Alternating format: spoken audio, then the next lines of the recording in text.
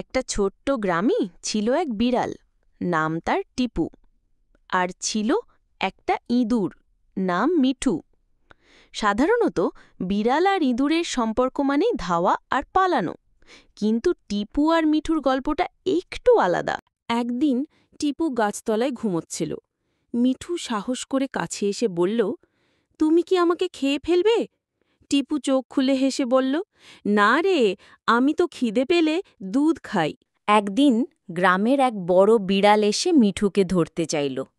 টিপু তখন ঝাঁপিয়ে পড়ে বলল, ও আমার বন্ধু, ওকে কিছু করতে পারবে না। সেই দিন থেকে সবাই বুঝে গেল, বন্ধুত্বের মানে শুধু একরকম হওয়া নয়, ভালোবাসা, বিশ্বাস আর সাহস, এই তিনে গড়ে ওঠে সত্যিকারের বন্ধুত্ব। টিপু আর মিঠু আজও একসাথে থাকে।